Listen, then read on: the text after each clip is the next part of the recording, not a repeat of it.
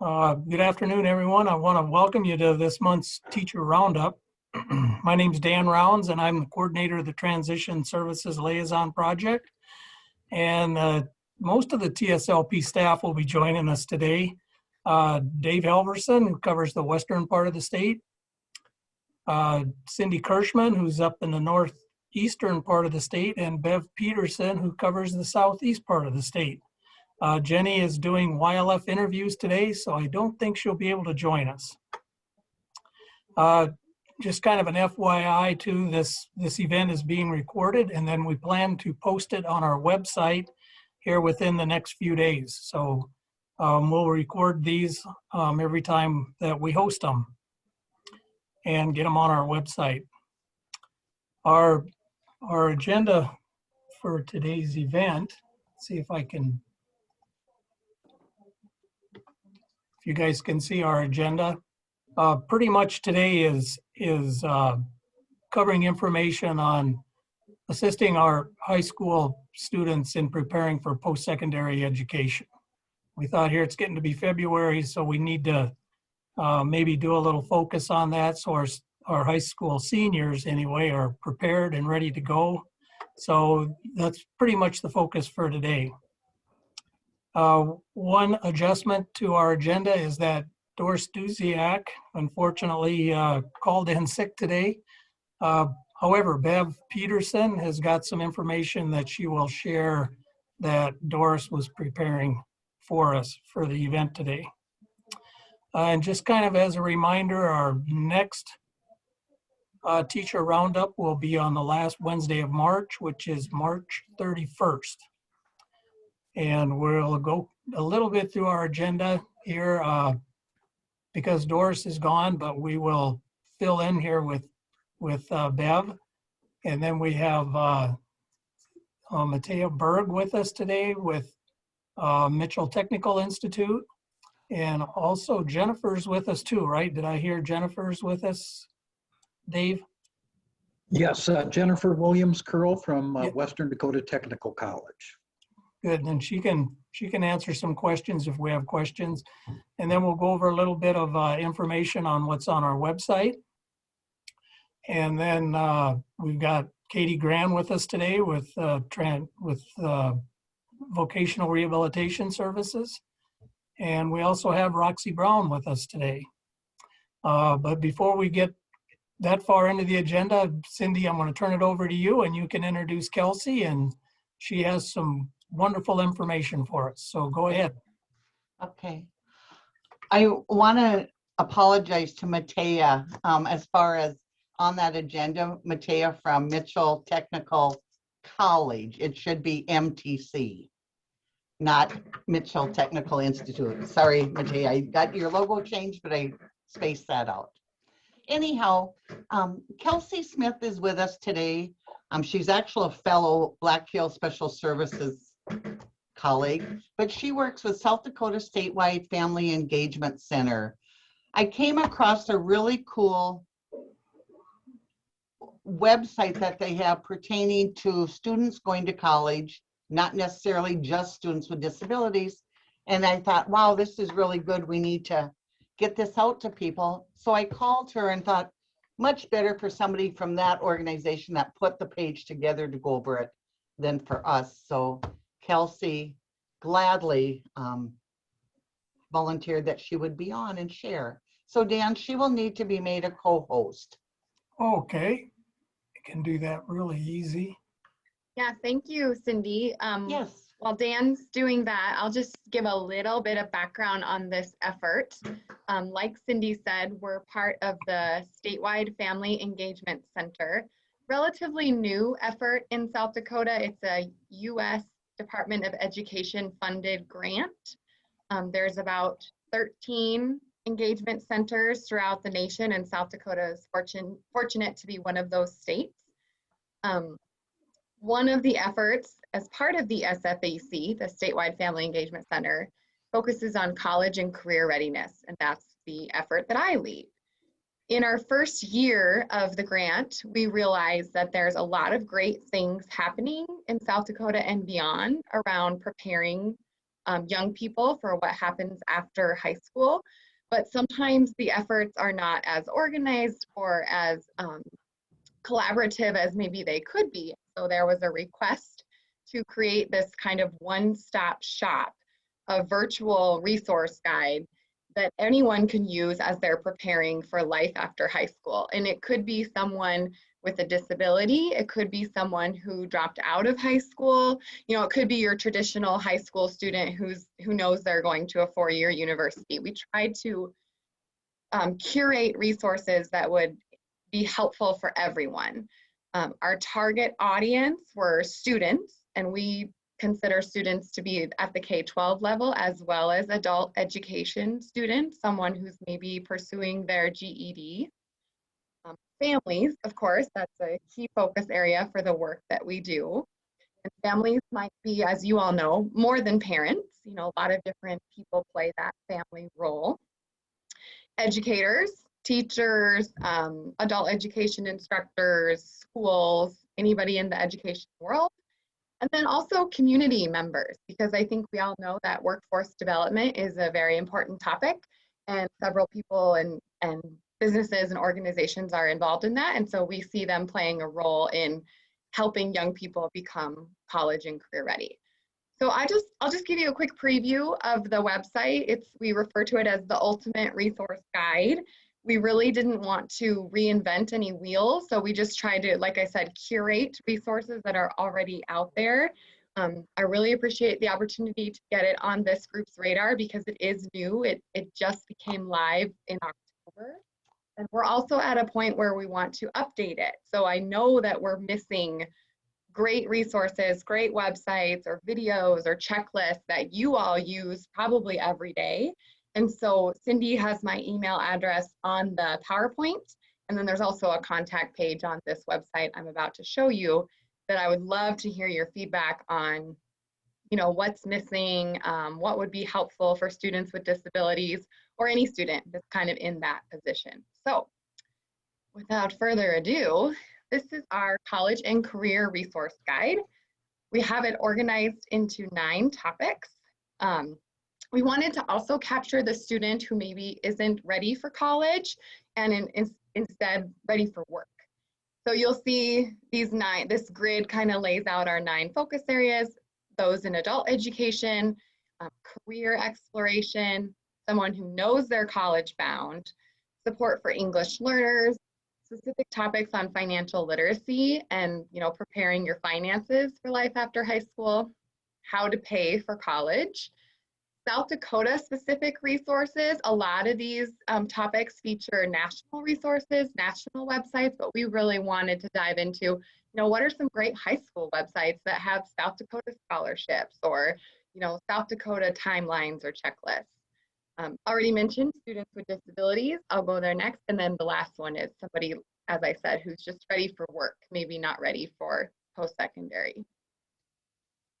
So on our students with disabilities, we feature a lot of topics that you're all going to already know. Of course, the TSLP is front and center.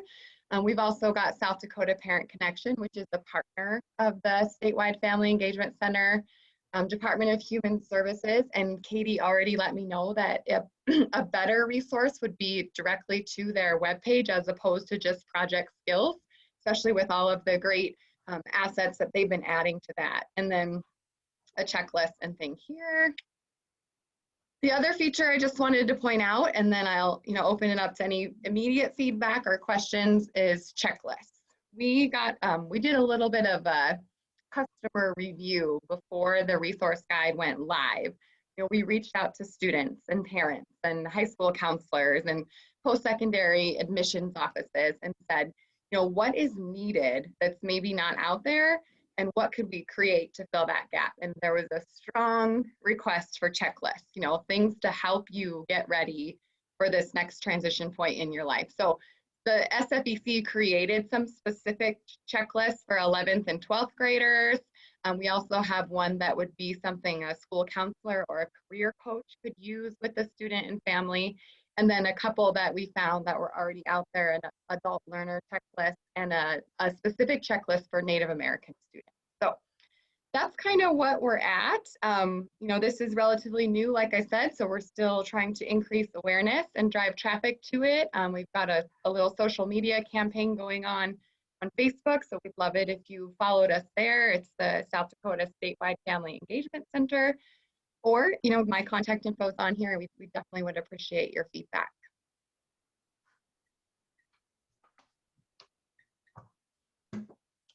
When I was getting ready for this roundup, I thought, man, to showcase some checklists would be good. So I will show you some that are on our website also later, but I was doing some research in there. I was finding all these different things and printing all this stuff.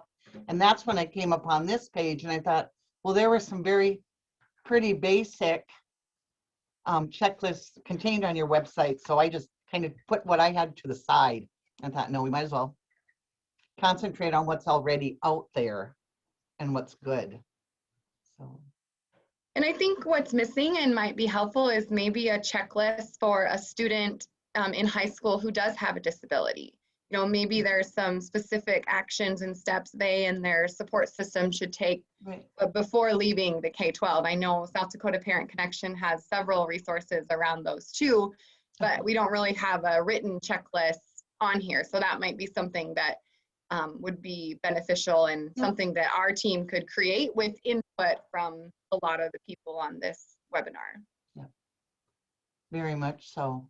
And actually, we do have a student checklist as part of our Catch the Wave manual that's on our website. There's several pages of it. I mean, starting with freshman year, sophomore, junior, senior year, and it is specific to students with disabilities. So. Thank you, Bev. We'll get that added. I appreciate that. Yeah. And you know, there probably isn't even a lot difference between a typical student and the student with disability, other than definitely advocating for their needs and reaching out to the Disability Services Office is probably the most important. But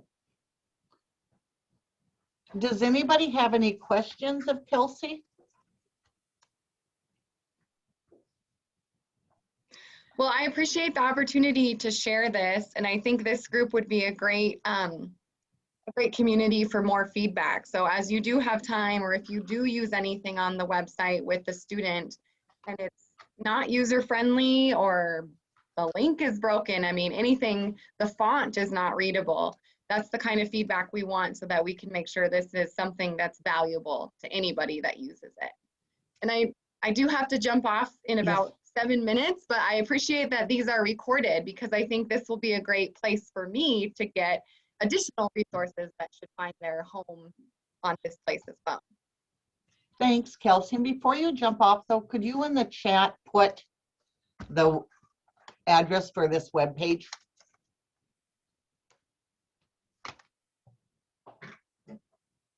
And I noticed that we have a lot of VR counselors on our call today. So hopefully this will be helpful to you. Another tool to put in your toolbox to share with students and families as well.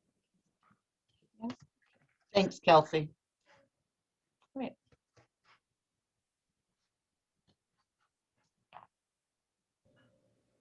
All right.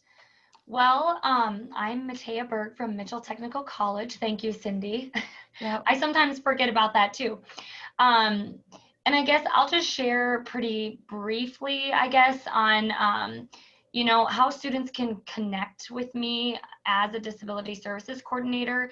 A lot of students do visit our campus in person and do a campus visit, which is what we really recommend, especially just to get a better picture of what the programs are going to look like. Oftentimes students will have an idea in their head that they want to come to Mitchell Tech to go to culinary. That is when we see it probably most often, is they say, I love cooking or baking and I just think it sounds really fun, and so I'm going to do culinary. We really recommend they come and see what culinary is all about, because in the kitchen where our students are learning, they're actually working while they're learning. So they do all of the food service for our entire campus, which is amazing. But a lot of students don't realize how intense and really fast paced that is until they can come see it for themselves. And so sometimes that happens when they get here as a student, and then they're like, man, this really is a lot harder than I thought, or I just wanted to learn more about baking, and there's just so much more to it. And so we really recommend students do a campus visit for situations like that. And also it does give us an opportunity to meet. I do, students and parents will call or email, but visiting one-on-one is always, a preferred method, because it really gives us an opportunity to get to know each other. But I would say that's probably the best thing, is to do a campus visit. But otherwise, just email or phone is always a good option as well. And I can put my contact information in the chat as well, but you can always find that information on our Mitchell Tech website also. And then I guess a couple other things I wanted to mention. Oftentimes people will say, well, what accommodations can I have at Mitchell Tech? Or can I still have everything that I had in high school? And for the most part, for a lot of students, it is very similar to what services they receive in high school. But for some, it really can be a big shift, because the big thing that I always tell people when I meet with them, especially parents, is that one of the biggest differences from high school to college is that there are no modifications, only accommodations. And I feel like I kind of should have that as like a poster in my office, because I say that all the time. And a lot of people are like, oh yeah, I totally get that, or I know. But sometimes people are taken back by that. Oh, so, my son typically gets 2 of his multiple choice written, or marked off when it's 4, and he only has to choose from 2. Well, those are the types of things that don't happen, and it doesn't matter where you go to college. So for some people that is surprising, and others they already kind of have that groundwork already laid, because their special ed instructor at their high school has really kind of worked with them to sort of maybe taper off some of those things. And that is another thing that I would recommend to students, if that's possible for them, to sort of kind of do that junior, senior year, to help get yourself prepared for college, no matter where you're going. Because for some students, it's more of just a comfort thing. Like, I just always go to Mrs. Smith's room to take my test just because, but really, is that something that they need or want to do in the future? So those are kind of some big things that I talk with students about when we meet. And then the other thing that I would say is, which I think Cindy kind of already alluded to, is that students really need to learn to be their own advocate before they get to college.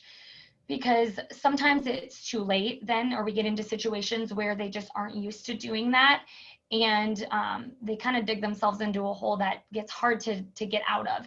And if they really would have just advocated for themselves and really kind of put themselves out there to ask the questions or to get the help that they could receive, then we probably wouldn't be in the situation that we're in. So when I meet with students at the beginning of the school year, who have turned in documentation to me, that is the biggest thing that I tell them, is that you really need to understand that the ball is in your court now, and I'm here to help you in any way, shape, or form that I can, but ultimately you have to want to receive the help and be the one to initiate that. And for some students, that's not a big deal because they've been doing that for a long time. But for a lot of students, they've never had to do that, whether that was their parent doing it for them or a teacher, a principal, or whoever. And so for some students, that can be really difficult. So I really try to encourage that from day one. Even when they come for our registration week in the summer, when I meet with students, I will kind of put that bug in their ear right away too, and say, it's going to be a little bit different. If you need or want help, you need to reach out, instead of someone finding you and saying, hey, I don't think things are going well, we better fix that, because that's not how it usually works. So that would be kind of the biggest tip I would say, is just encouraging those students to try to learn that, to be that self-advocate as before they get to college, because there's a lot of other changes that happen when they get to college. So to have to add that onto it is pretty hard for students sometimes. So other than that, I don't really know if there's anything specific you wanted me to share, but those are kind of the big things that I share when I meet with students that are looking at coming to Mitchell Tech. I was on the road earlier today and I visited with a student who has been accepted into the culinary arts program at Mitchell Tech for next Okay. year already. And he Yeah, was really excited. awesome. Yeah, Yeah. it's an amazing program, but you know, they better be ready to work. It's hard work. He did say he's a hard worker. That was one of Good. his attributes, he said. Awesome. Then he'll do great. Thanks, Thank you, Mateya. Mateya. And I think, you know, when I share the information that Doris prepared, then if anyone has questions about any topics, I guess that we haven't covered yet, please feel free to let us know that. Yeah. And like I said, I'll put my contact information in the chat right now. I also have to leave for another meeting, but feel free to email me if you have any questions, whether it's about Mitchell Tech or not. I'd be happy to help with anything. So. Cool. Hey, Mateya, thank you so much. We really appreciate it. You're welcome. Jennifer is with Western Dakota Tech. And one of the things that I was going to ask her to talk about was a little bit about the student success program at Western Dakota and maybe how things can work for students to help them to be successful. Are you ready to give that a shot, Jennifer? Yeah, I can go ahead and do that. So like Dave said, I work over at Western Dakota Tech. My official job title is Library and Disability Services Coordinator. So with that, I work in the Library and Student Success Center. All of the books are kind of back in the corner, and the front is really the hub of our college. We are really fortunate. We've gotten a Vakurovich grant to help fund our Success Center. We have 4 success coaches on campus. Each of our coaches has specialties that they work with. For example, one student works primarily with dual enrollment students. One of our coaches works primarily with students in the trades, think construction, auto, diesel, things like that. One of them works with mostly nursing students. But our coaches are available. We think of ourselves as the Google on campus. We are here to answer whatever questions our students may have. If a student is struggling to pay a utility bill, that's something that we're able to help with through the Success Center. If a student is struggling with a class, we can help connect them with a peer tutor. We can work with them to reach out to their instructor and get some extra supports that way. One of the cool things that we did is our Success Center worked with our Auto Tech program to create a way for students to get help with their vehicles if they need it. We live in South Dakota. We know that our weather can be unpredictable. Sometimes it's 70 degrees one day and then the next day you need to turn your heat on and maybe the heat in your car isn't working that day. We have a way for students to work with their success coach. Their success coach will fill out a form, see what's going on, and then they'll go talk to our Auto Tech program directors. They'll say, hey, a student's got a car, the heat isn't working quite right. And so they can go, if it's something that this Auto Tech program can help with, the students will actually do the work on the car. And the only thing the student with the broken car needs to pay for is the parts. With that said, if the student's in a financial hardship situation where they can't do that, we have our WDT Foundation, and the student could request emergency funds to help get that heater replaced if that were the situation. So that's a really cool thing that we're able to offer. Right now, today, the blood drive is hanging out in one of our meeting rooms because that's one of the things that our Success Center throws every semester is a blood drive to help donate to the community. Our Success Center is also the hub for all of our student clubs. Admittedly, student clubs are pretty quiet in the COVID world, but in a non-COVID environment, we have a lot of bake sales and soup suppers and things like that sponsored by our clubs. So the Success Center is just a hub that a student can come find anything that they are in need of. We've got a small food pantry. We've worked to get some grants to help give students meals for Thanksgiving and the holidays, things like that. So. Okay, Jennifer, I think we have a question here. Let's see, Joe, who's I believe a voc rehab counselor, asks, how difficult is it to get accommodations that aren't documented on an IEP? So how does that process work at Western Dakota? It really depends what the accommodation they're looking for is. Just because it's an accommodation they didn't have noted on their IEP doesn't mean they can't have it, as long as the IEP has a diagnosis that justifies the accommodation. So if a student were maybe having tests read aloud, but then you stopped doing that and there's a comprehension issue noted in the IEP, then that's something that we could discuss and work through. The big thing to know about accommodations is it's a very interactive process. I'm sure that Mateya's got a similar process where you have to reach out and request them. There's a form somewhere you fill out, and then we do have to have that documentation piece, but just because it's not listed on your IEP does not mean that it's not going to be something you can use as a support. Jennifer, this is Okay. Cindy with Transition Project, and that's exactly what Doris from Northern State University has said also, that IEP is only a guide, and those accommodations are determined when sit down in conversation and talk about the professor and the courses and what the needs of the students show on their documentation. So I was glad to hear that was exactly the same. Kind of cool. Hi, this is Jessica at NSU. I'm going to be talking actually here soon. I'm actually going to be talking, but actually with Doris, it depends on the situation. It varies from person to person.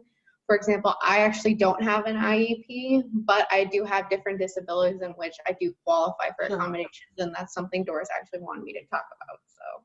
Excellent. Very Yeah, good. that's the other thing to note is that every school is a little bit different about what documentation they require and is sufficient. An IEP works great. I got a note from a student from an urgent care doctor that said needs testing accommodations. That's all it said.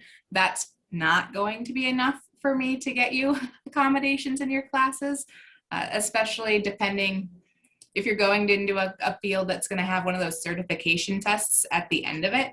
I try to let students know, oh, you're in practical nursing, just so you know, if you need these supports when you take the NCLEX, these are their requirements. Oh, you're going to be a paramedic or an EMT.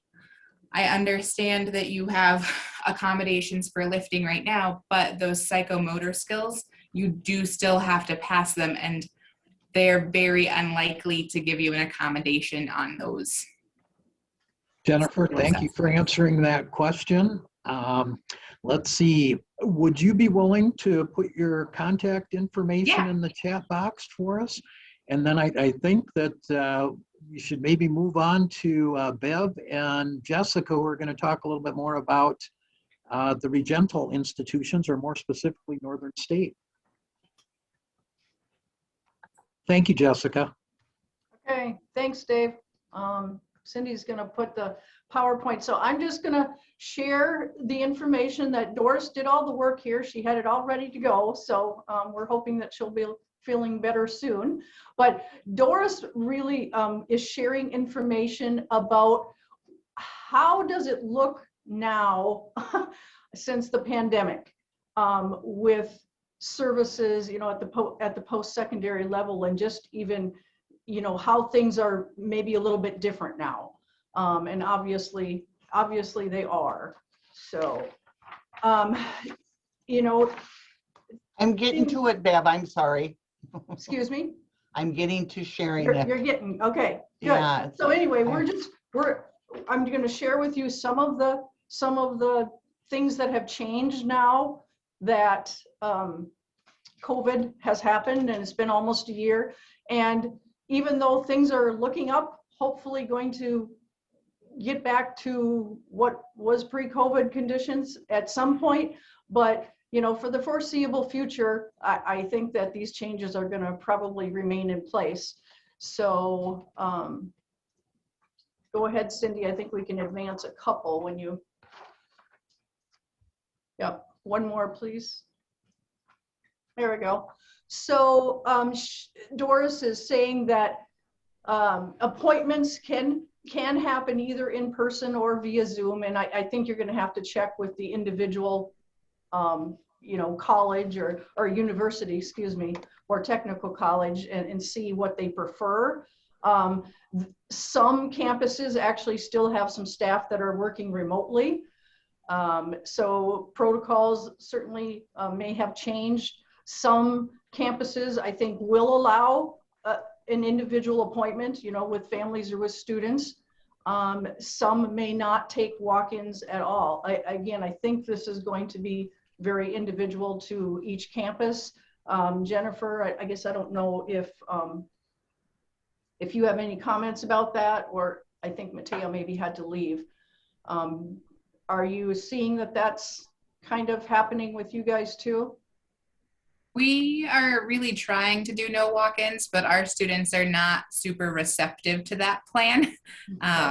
But we've actually started using Calendly to make it easier for students to make an appointment at their convenience, and that's been really useful. Okay. And then email, just because of all these things, email might be your best bet at reaching out and contacting somebody at the whatever post-secondary institute you're looking at, to maybe establish a connection, and then they can help you from there out, basically. Go ahead, Cindy. So classes, I think we might have skipped one, Cindy. College visits and tours. Yeah, just again, checking with each individual campus and see, are they doing campus visits? Are they doing individual ones, or only a certain number of people in a group? So they might be willing to set up just individual appointments, with you as a family. If it's a school wanting to come, it might be set at a certain number. Or Zoom, they might be willing to do it via Zoom. Okay, so now just some information about classes. Have they changed somewhat now within the COVID scene? And Doris is suggesting, check again with the individual campus, because I think a lot of the campuses, whether it's university or technical college, might be using now a combination of ways in which they're sharing their information. There are some face-to-face classes. Some of them are online only classes, or some of them are what they're calling some type of flex class, where they're high flex class. So some days are face-to-face, and then some days they're online. Yep, exactly. And then there might be a change in how tests are done as well. If you've got an online class, the testing is going to be a little bit different. Jessica, do you have information do you have any online classes, and how do the tests work? So I don't have any online classes, but there are some tests that my professors do online. So one of my accommodations actually that I can talk about is, so I get time and a half on my tests. And so if the class gets an hour, I get like an hour and a half. Okay. And due to this, so the camera and everything is, you got to show the table, and you just make sure you're not cheating and stuff like that. And it's actually very interesting taking it, because somebody's watching you. It's very interesting, kind of weird. I bet I would probably be looking around like, okay, where are they? I know there's someone watching me. Funny. Okay, so let's see. New accommodations might include, professors wearing a mask or shield, having microphones in all the rooms, giving students permission actually to turn off their camera and take a short break, or maybe not. I would imagine that's very individualized, even according to each instructor. But those are all things that, like, wow, okay, yeah, a lot of changes or accommodations have had to take place within the classrooms due to COVID. Okay, some other considerations here that Doris has noted is, especially, and I think this is great for for teachers or counselors who are talking with students, prospective college students right now, is, keeping in mind that, actually physically going to a class might really be better for some students. It might help them maintain a schedule, manage their time better. Face-to-face, obviously, but Zoom also allows students to ask questions of professors and students. Zoom, you'd have the option of using the chat box and that question would go out to everyone, or you could make it just to the instructor, one-on-one with that question. Online classes make it more difficult to develop relationships with the professors or the instructors, as well as any other students in the class. So these are all just kind of things to keep in mind or remind the students who are considering going on to post-secondary of these things. And then, obviously, technology, it's very technology heavy right now everywhere because of COVID. So students need to have a pretty good understanding or grip on, how the technology works. I know that I've heard disability coordinators say that for the last 2-3 years prior to COVID. I mean, it's just a lot of stuff is online. So if students will have struggle with those are things that need to be talked about. And, is there a way that the student can find out what that technology is and have a time to practice or maybe use that before they actually attend? Those would be questions, I guess, that I think of anyway. Online classes obviously means more time on your computer. If you have a person who struggles with, migraines, eye strain, things like that are all things to take into consideration as well. So just general considerations, obviously, colleges, universities may require masks and social distancing. I think probably all campuses are still requiring those things, at least at some level, and probably will continue to for a while yet. Support services, other offices besides disability service may have changed the way they work with families and with students as well. I think the next one is a really important piece. Students might need more emotional support. I know there was just something on Kello on the news here just in the last week, I think, about, was it USD, Cindy? We talked about this briefly. I think it was someone from USD. One of the offices said that the number of students who have reached out for support has increased by over 30%. Yeah, 33% more students are reaching out for mental. It was USD. Yeah. Right. Since COVID. So that's going to be a biggie. And then the last thing she had here is if the student is in student housing, on campus and has emotional support animal, the animal might not be allowed should the student be quarantined. I don't know any more about that, but obviously if a student has an emotional support animal, that is a whole nother basically topic of things to consider and ask questions about prior to getting to campus, I would imagine. I like her. The reason Doris mentioned that is actually because Doris is on the committee here at Northern that helps determine if you can bring an ESA here on campus. So that is why she mentioned that. And Doris wanted me to actually introduce myself. Hi, I'm Jessica. I'm a junior here at Northern, and I actually have a couple different disabilities. I have PTSD, anxiety, depression, and I actually suffer from pseudotumors on my optical nerve, so I get like blurry vision, headaches, and stuff like that. So like the disability services here on campus, I actually didn't know that they could offer me any help because going to a small town, like they couldn't help me. I wasn't qualified enough for an IEP.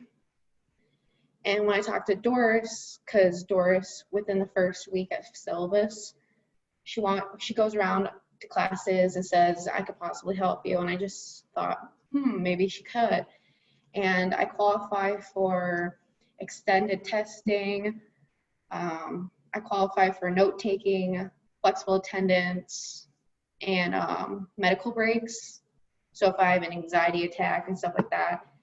And I advocate for myself, which is the biggest and most important part about college, is because some of my professors don't believe that I should have medical breaks or flexible attendance, because there are days where I just can't see, or like I have really bad anxiety attacks.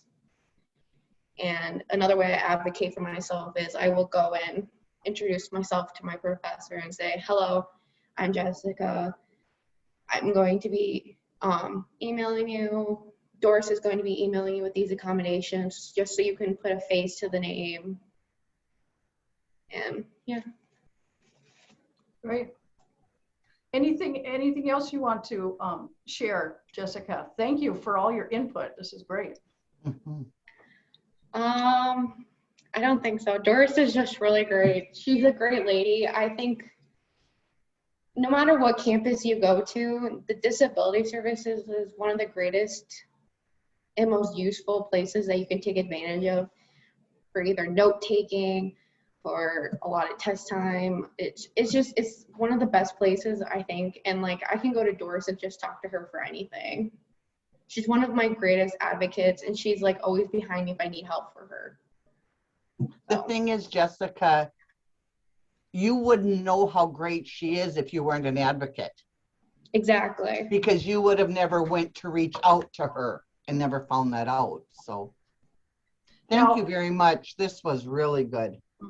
I'm really impressed to hear, I heard you say, Jessica, that Doris goes around to all the classes and speaks and says, hey, you know, introduces herself and I might be able to help you.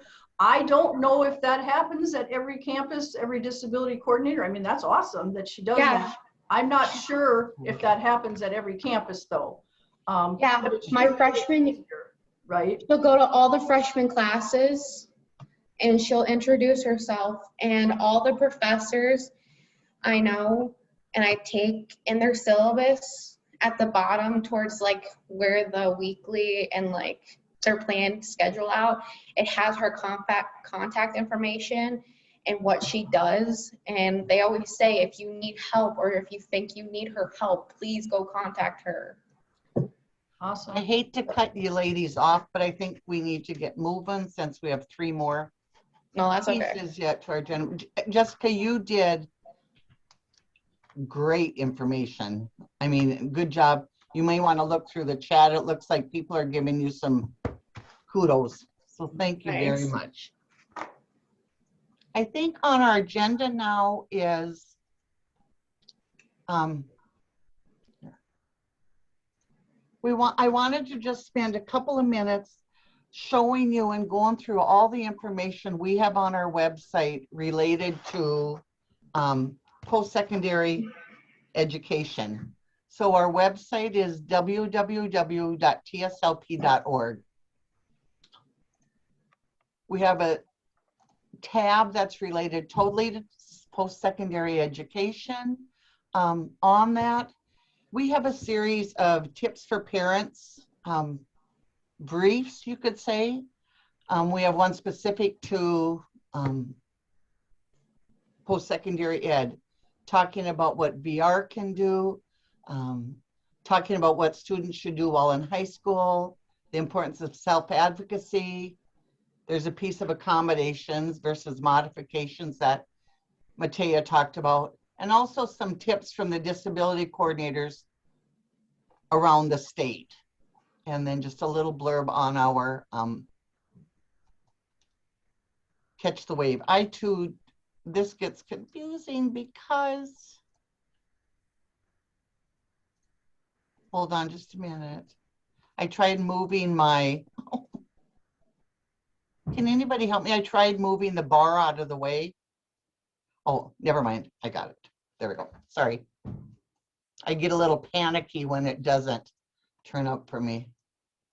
So we've got that. Then we also have a video of each year we meet with the disability coordinators and have a training day.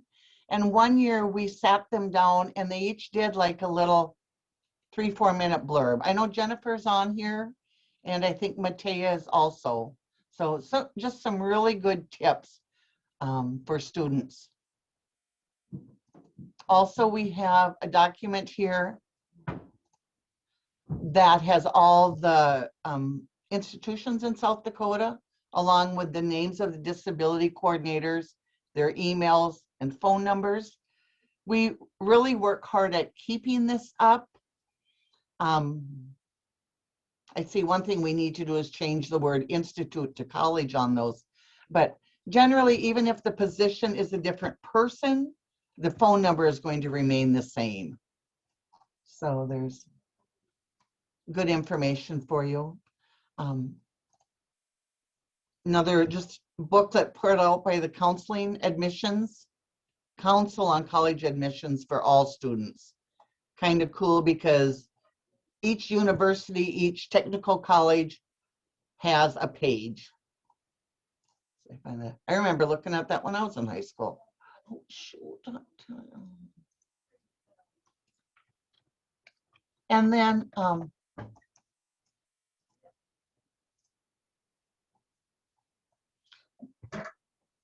we have an area specifically for Catch the Wave.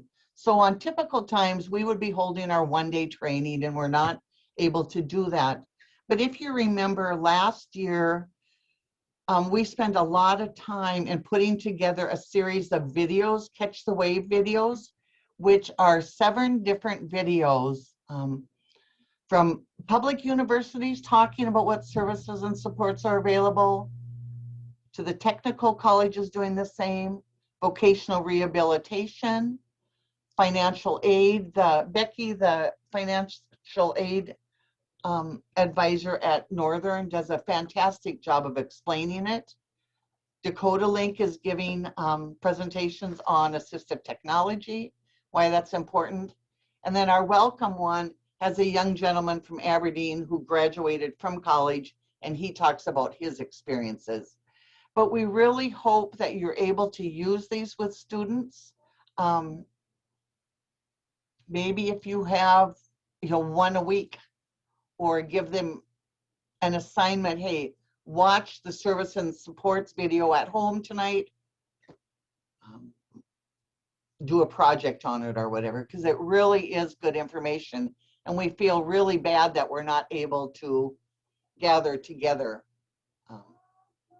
for those trainings. Last thing then is our Catch the Wave manual. It's about a 30-page guide that talks about more in detail about all the stuff we're talking about today.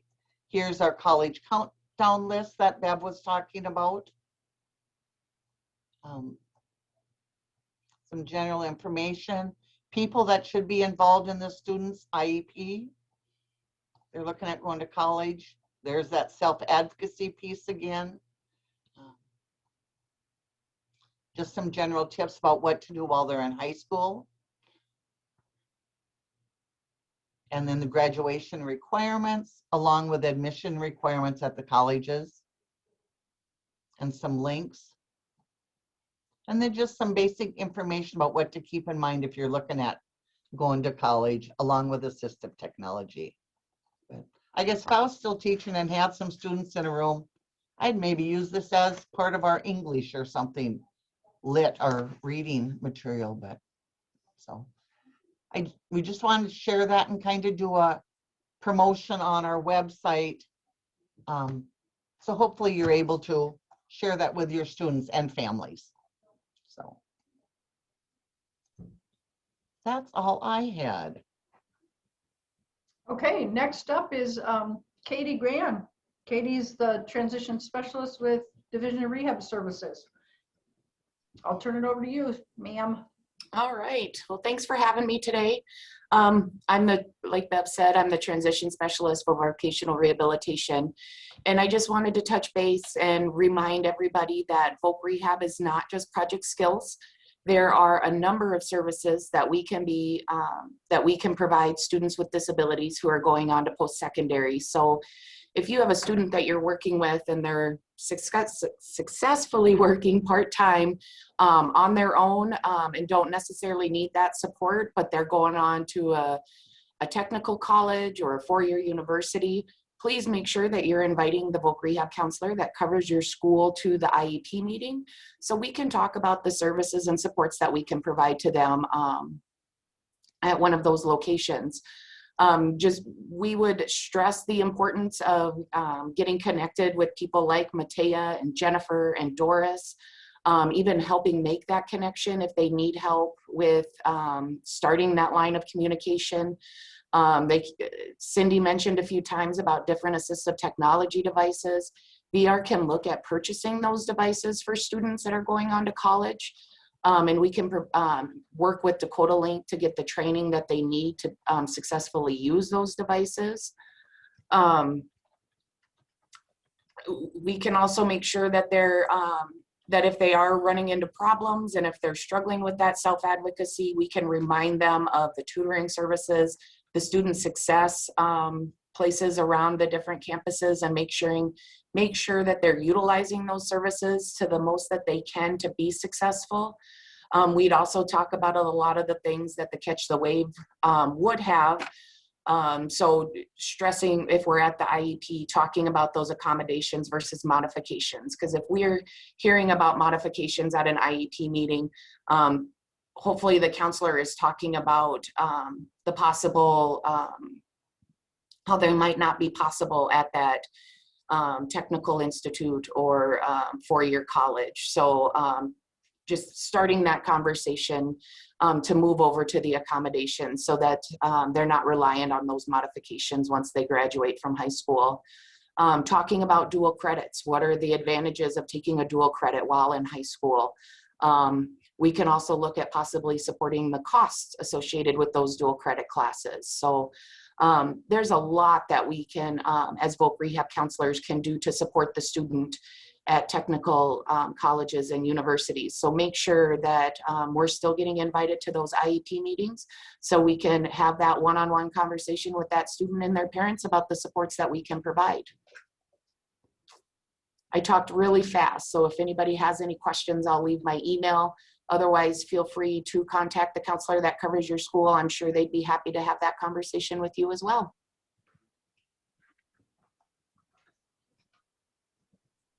Great, thank you, Katie. So last we have on our agenda, Roxy Brown from LifeQuest, a 18 to 21-year-old program with Dakota Wesleyan University and LifeQuest program. Maybe your student isn't ready for the technical college or the Board of Regents universities, colleges. So this may be an option. So Roxy, we'd love for you to spend, we got at least 5 minutes for you to share about your program. Thank you. I can't share my screen. Yes, Dan, can you make Roxy co-host, please? So I just have a few minutes. I won't go into a lot of detail, but thank you for having me for a few minutes today. I just wanted to throw it out there for those of you who don't know that there is a program in Mitchell at Dakota Wesleyan for those students that may not qualify for the traditional, see if I can get in now. I was just gonna show some pictures. The traditional acceptance into college and are not seeking degrees. So it's a program for 18 to 21, but I have had students that have stayed beyond age 21. If they can get funding from HCBS or family support, I've had a few students that didn't come to the program till they were 19 and didn't get the full 2-year Zen that they wanted to and came when they were 22. So it's not just specifically for 18 to 21. Oh, okay. But we prefer that they use this as our transition service and stay on their SPED funding in their school district. You apply through the service provider application for the state. You do not apply to Dakota Wesleyan. So you're applying to LifeQuest. So you apply with the statewide application. But I prefer that you parents and students come visit and give me a call to get most of the information, and then we can, go from there as to the details as far as applying. I'm going to agree with Mateya from Mitchell Tech.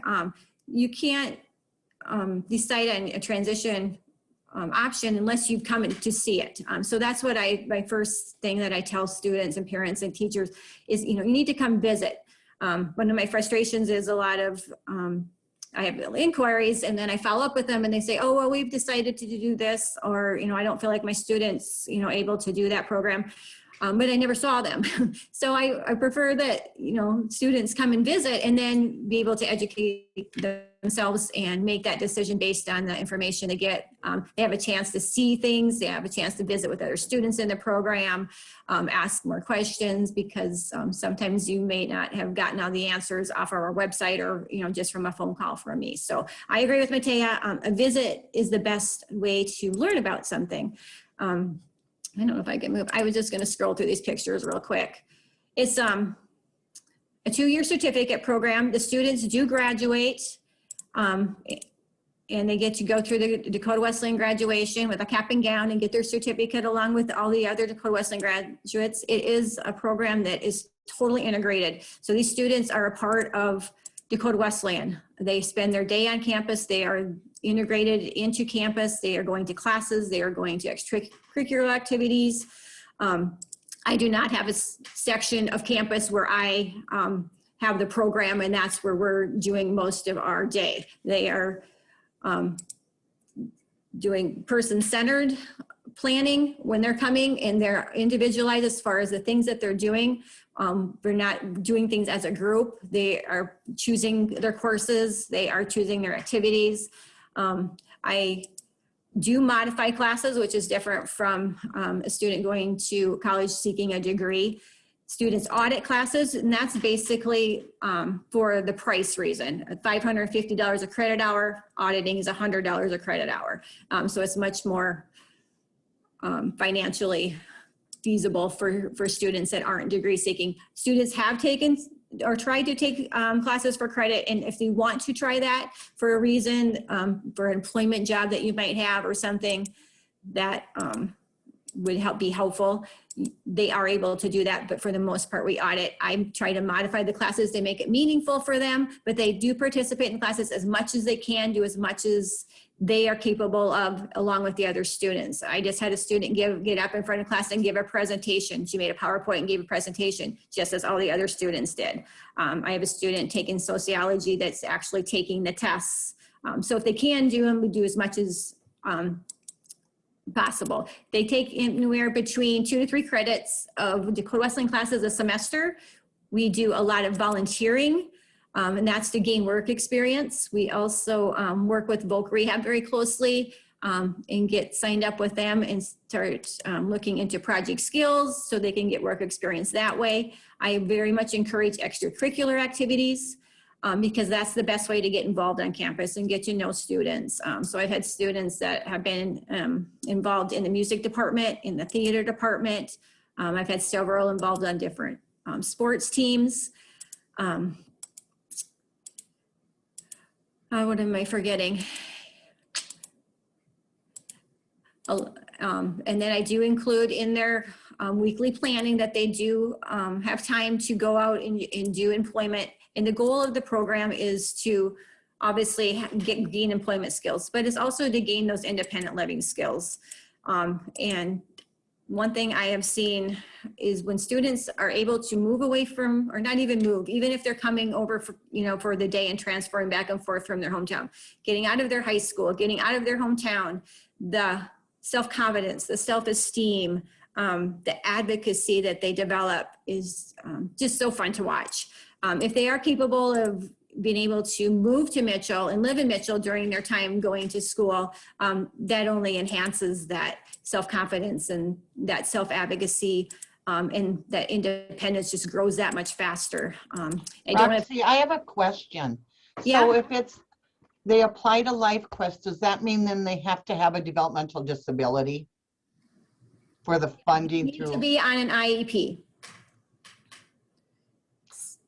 But could a person that didn't, have a disability of an intellectual or developmental disability qualify for services through LifeScape? For LifeQuest? Yes, LifeQuest, I'm sorry. yes. Okay. all Most of the right. students that I've had have, yeah, intellectual or developmental disabilities, autism, Sure. Down syndrome. Yep. So that's just, there's a lot more information. But like I said, the best thing is, you know, just to give me a call. I can answer questions. Students that have been in it have been very successful as far as finding employment by the time that they graduated after the 2 years. I have had some that have stayed for a third year. I have one staying next year for a third year, and it was mostly just because of COVID and not, you know, be able to get those experiences that normally these students get to have. We didn't get into a lot of project skills the last semester just because businesses weren't hiring. And then of course the extracurricular activities were a little less, availability was less for participating in some of the clubs and things like that. And that is just something he wanted to be able to have that experience, because 3 out of the 4 semesters he was there was based off of COVID, and we were online for most of the semester last spring. So there's Roxy, if you it's could not just put 18 your to name 21. in the, if you could put your email Addie in the chat in case anybody has further questions. That would be great. No, those pictures gave a really good picture of how involved they are in the program. That's really cool. Thank you so much. Thank you. Yeah. Does anybody have any questions? I'll turn it back to Dan now.